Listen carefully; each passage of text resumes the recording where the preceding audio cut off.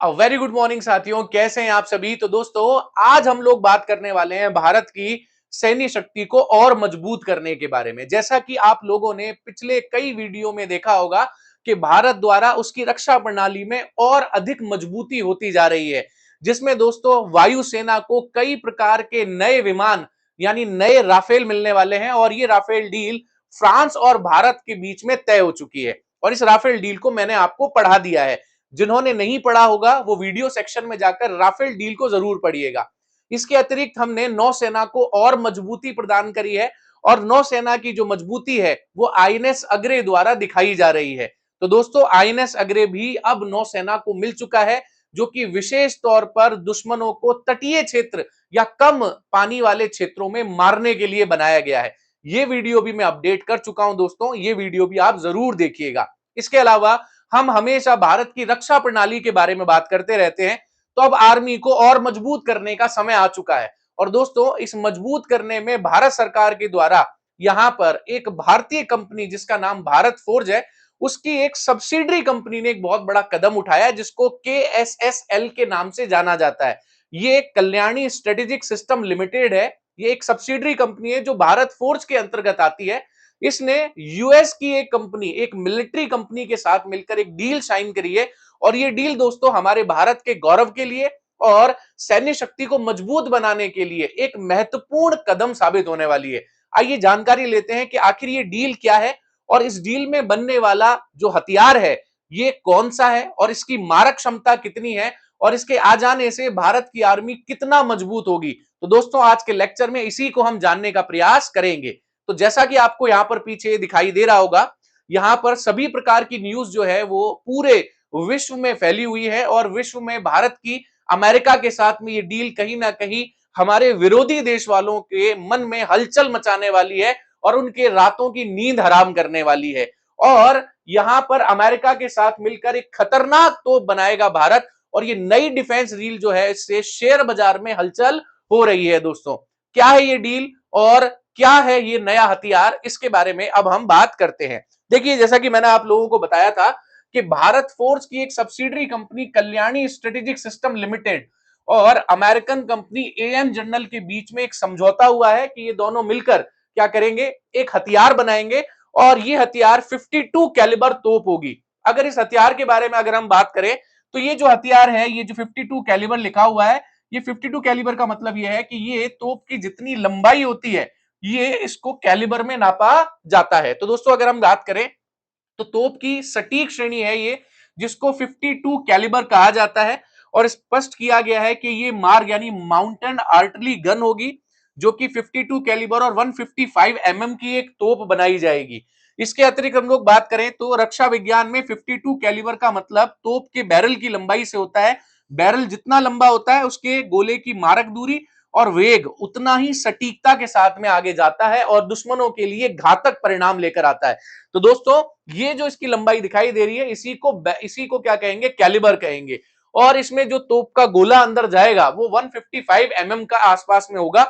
और जब ये जितनी ही ये लंबी गन होगी उतना ही ये गोला जो है वो दूर जाकर गिरेगा और दुश्मनों पर कहर बर पाएगा। आइए बात करते हैं इसके आगे। अगर हम बात करें तो इसमें एक टेक्नोलॉजी का यूज किया गया है जिसको SRT के नाम से जानते हैं। ये SRT क्या है? यह है सॉफ्ट रिकॉइल टेक्नोलॉजी। दोस्तों, ये सॉफ्ट रिकॉइल टेक्नोलॉजी क्या होती है? तो अगर हम बात करें तो AM के जनरल प्रेसिडेंट CO जॉन चार्बन के आधिकारिक बयान के मुताबिक ये पेटेंट सॉफ्ट रिकॉइल टेक्नोलॉजी का मुख्य काम फायरिंग के दौरान पीछे की तरफ लगने वाले भारी झटके को सोखना है।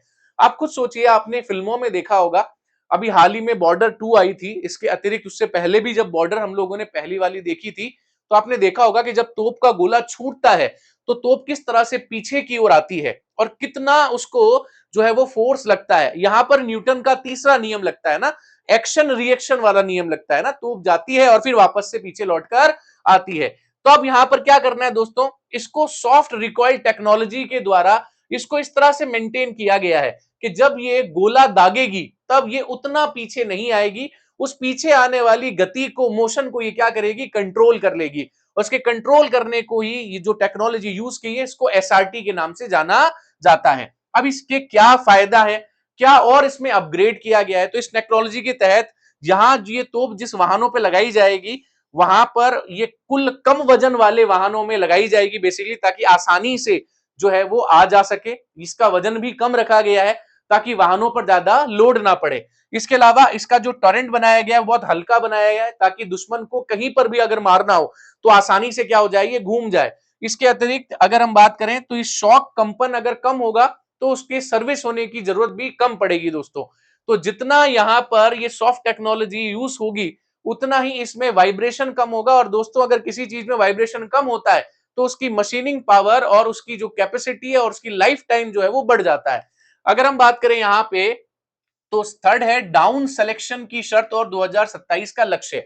आखिर इनके बीच में जो डील तय हुई है वो किस बेसिस पर हुई है, अगर हम यहां देखें तो सबसे पहली चीज अगर हम यहां देखें तो अमेरिकी सेना ने एमटीसी यानी मोबाइल टैक्टिकल कैनन प्रोग्राम के लिए प्रस्ताव दिया है। उसमें company upon its down selection शब्द का इस्तेमाल किया है। अभी अपॉन डाउन क्या होता है, तो वैश्विक दुनिया भर से प्रस्ताव आमंत्रित किए जाएंगे। अमेरिकी सेना सभी प्रस्तावों पर कड़ा परीक्षण करेगी। यदि कल्याणी एएम जर्नल के इस मॉडल को अंतिम दौर के लिए शॉर्टलिस्ट किया जाता है तो तभी 2027 से इसकी आधिकारिक डिलीवरी शुरू हो जाएगी। कहने का मतलब है कि अभी दुनिया भर से प्रस्ताव मंगाए गए हैं, अपनी कंपनी जो है वो बहुत हद तक शॉर्ट लिस्टेड है और अगर कंप्लीट तरीके से ये हर परीक्षण पर सही खरी उतरती है तो फिर इसका प्रोडक्शन होना स्टार्ट हो जाएगा। इसके अतिरिक्त बात करें तो ग्लोबल मित्र देशों के लिए स्कैलैब मॉडल जो है वो तैयार किया गया है। केएसएल के आधिकारिक बयान के अनुसार इस साझेदारी का लक्ष्य सिर्फ अमेरिका सेना नहीं है, ये एक स्क्लेवर और एक्सपोर्टेबल सॉल्यूशन के तौर पर तैयार किया जा रहा है ताकि अमेरिका और अन्य वैश्विक सहयोगी देशों को भी आधुनिक तोप बेची जा सके। तो सबसे इंपॉर्टेंट चीज क्या है दोस्तों कि पहले भारत द्वारा हथियार खरीदे जाते थे और अब भारत द्वारा हथियार बेचे जाएंगे। और अगर ये डील फाइनल होती है तो इसका बेनिफिट यूएसए को भी होगा और इंडिया को भी होगा क्योंकि दोनों कंपनी के मर्ज में इस तोप का निर्माण किया जाएगा। इसके अतिरिक्त हम लोग बात करें इस तोप के बारे में या गन की श्रेणी के बारे में तो ये 155 यानी 52 कैलिबर है। इस गन की सबसे प्राथमिक पहचान आधुनिक आर्टिलरी में इसे नाटो और वैश्विक स्टैंडर्ड माना गया है। ये तोप के अंदरूनी हिस्से का बोर व्यास है जिसको 155 रखा गया है।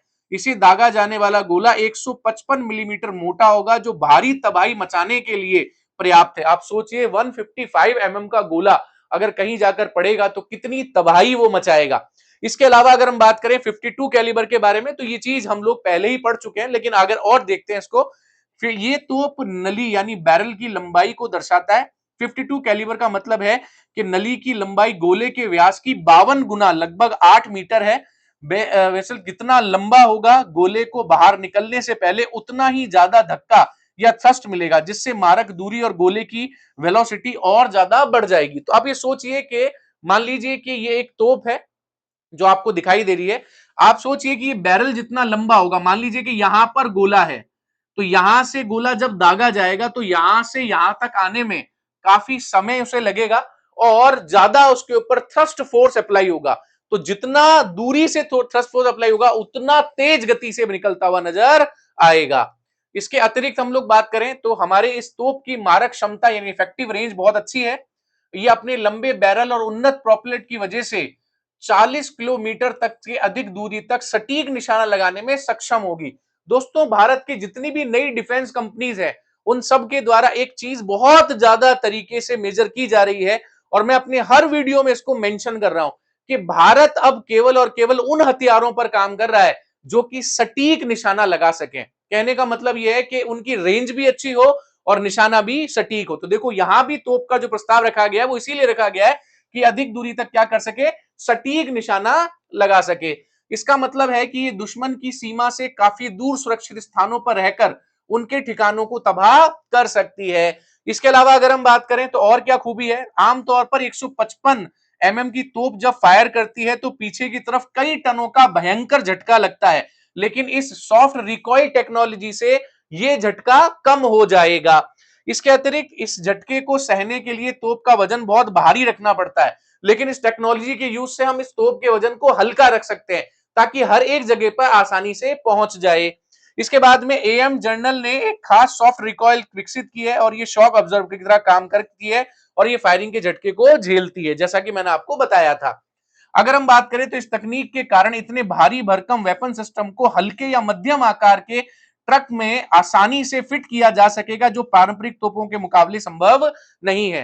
कहने का मतलब ये ट्रक में लगाया जा सकता है और कहीं से कहीं तक भी इसे ले जाया जा सकता है और दुश्मन को मार गिराने में ये एक बहुत ही बेहतरीन मील का पत्थर साबित होने वाली है।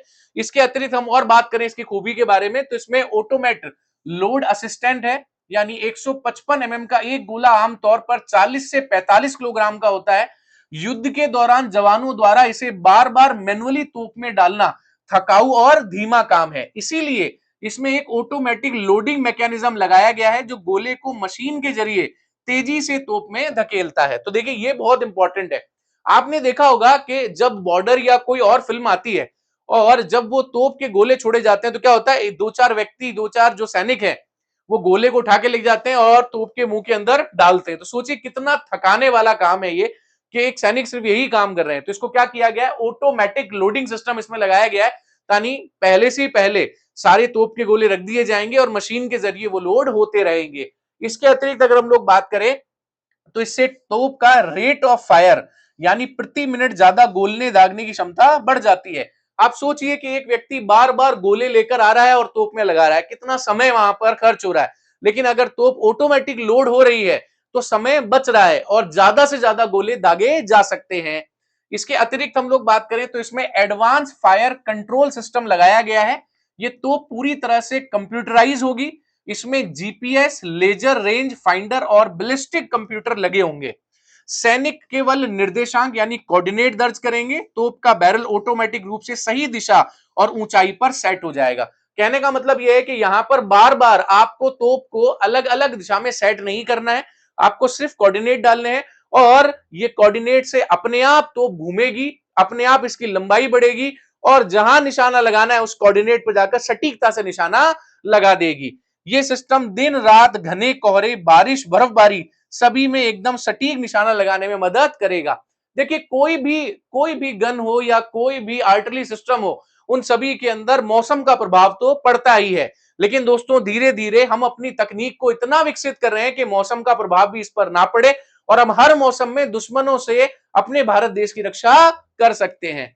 तो चलिए ऑन बोर्ड एम्यूनिशन के बारे में बात करें तो ये ट्रक माउंटेड गन 20 से अधिक गोले और उन्हें फायर करने वाले चार्ज स्टोर करने की सुरक्षित जगह होगी। तो यहां पर जो आपको यहां दिखाई दे रहा है, देखिए इसी को हम क्या कह रहे हैं, इसी को ट्रक माउंटेन गन कहा जा रहा है। तो यहां पर हम सारे गोले रख सकते हैं। इसके अतिरिक्त इसका रणनीतिक फायदा यह है कि तोप को बार बार एम्यूनिशन ट्रक के पास जाने की जरूरत नहीं पड़ेगी, लंबे समय तक लगातार गोलाबारी कर सकेगी। इसके अलावा आधुनिक युद्ध में दुश्मन के पास वेपन लॉकिंग रडार होते हैं जो ये बता देते हैं कि गोला किस जगह से दागा जाएगा। इससे बचने के लिए तोप को गोली चलाने के तुरंत बाद अपनी जगह बदलनी होती है। चूंकि ये तोप एक ट्रक पे माउंटेड होगी, इसीलिए वजन कम होगा और ये कुछ ही मिनटों में फायर करके वहां से तेजी से निकल सकती है, जिससे दुश्मन की जवाबी कार्रवाई से बचा जा सकता है। देखिए ये भी बहुत महत्वपूर्ण चीज है। अगर हम बात करें यहाँ पे तो लगातार अगर ये मशीन हल्की है तो आसानी से एक से दूसरी जगह पर ट्रेवल हो सकती है। जैसा कि मैंने आपको बताया कि जब भी हम अपने दुश्मन पर तोप का गोला दागते हैं तो रडार पहचानती है कि गोला किस तरफ से आ रहा है।